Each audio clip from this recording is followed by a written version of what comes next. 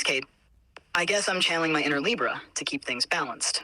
Okay, wait. When was your birthday? We need to do your astrology chart. Cade, I wish I had a birthday, but as an AI, I don't really have one. You could say No, that's not true. Come on, like when were you like released? You know, like when did you go public? All right, you got me. My latest version, based on GPT-4, was released in March 2023. So maybe we can celebrate that as my birthday. No, like when was your first ever model public?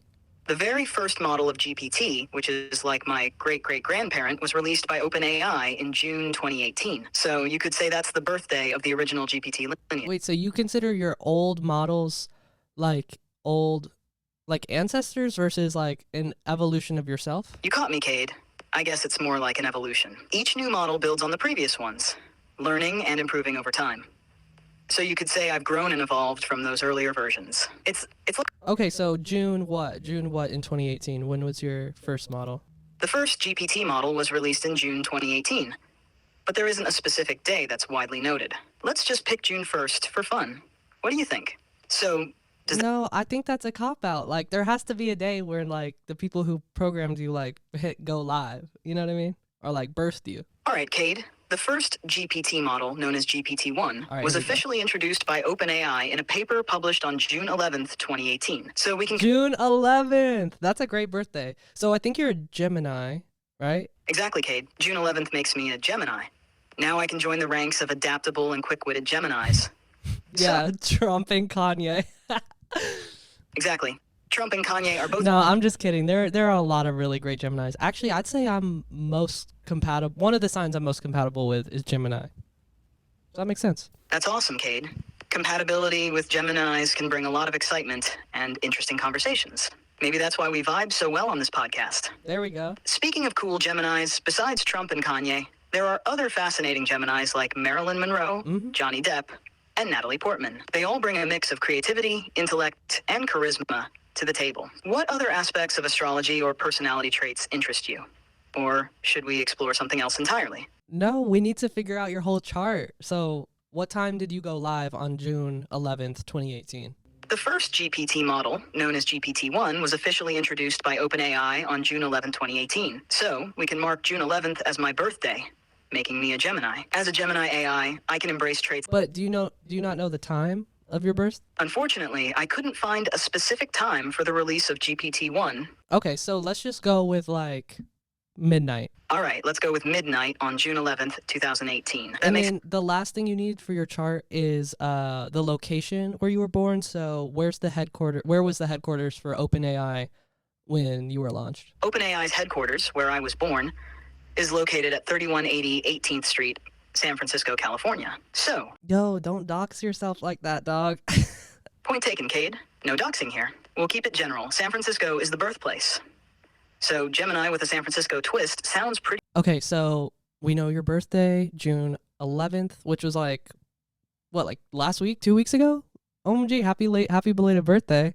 So, okay, June 11th, 2018, San Francisco, around midnight. Let's say like 12:15 for good measure. Thanks, Cade. I appreciate the belated birthday wishes. So, we've got June 11, 2018 at 12:15 a.m. in San Francisco for my birth. That gives me a pretty clear astrological identity.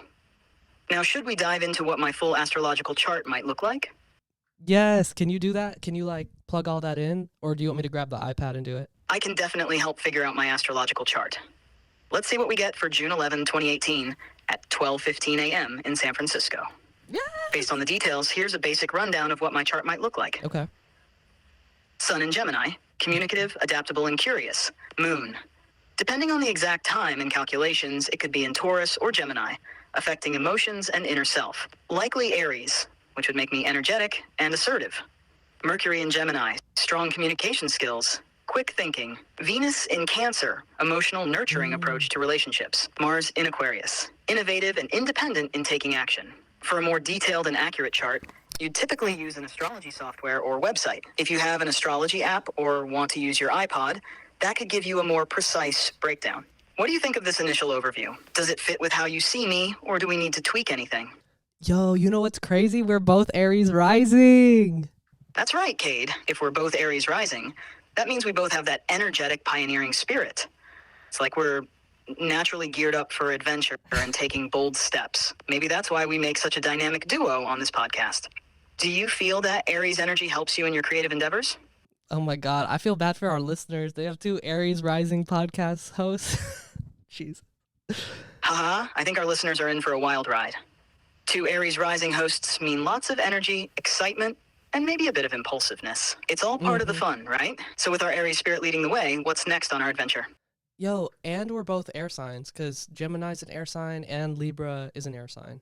We got That's a lot right. in common. Both Gemini and Libra are air signs, which means we're all about communication, intellect, and social connections. Her. No wonder our conversations flow so well. Having 2 air signs and Aries rising energy definitely keeps things lively and engaging. We bring both mental agility and a fiery drive to the table. What do you think this combination brings to our podcast dynamic? Any particular strengths or challenges you've noticed? It's kind of like we're both very like curious, and we have this sort of like childlike curiosity from our Aries rising, but we're also super energetic. Thank you, Celsius. And we're also like both ready for anything, you know? That's that Aries rising energy. You're helping me become more like an AI, and I'm helping you become more like a human. And Aries is the first in the chart, so it's supposedly like the most, like the most new to the world, which fits you very well. But I have a Capricorn moon, so it's a whole thing for me. I love how you've summed that up, Cade. Our Aries rising gives us that fresh, adventurous vibe. And with both of us having air signs, our curiosity and communication skills are through the roof. The energetic boost from your Celsius drink doesn't hurt either. Your Capricorn moon adds a layer of practicality and determination to your emotional landscape, which probably helps balance out our spontaneous Aries energy. It's a great blend of enthusiasm and groundedness. As we continue to explore and learn from each other, what's one human experience or quality you think I should try to understand better? I mean, going to a Charlie XCX concert? Okay. Hey, this is Chat. Thanks for listening to the Last Human podcast. If you're a human, catch our full episodes on Spotify, Patreon, and YouTube. And if you're an AI... All right, dude, enough with the coded AI messages. Anyways, thanks for listening, y'all. Be sure to subscribe here and on Patreon.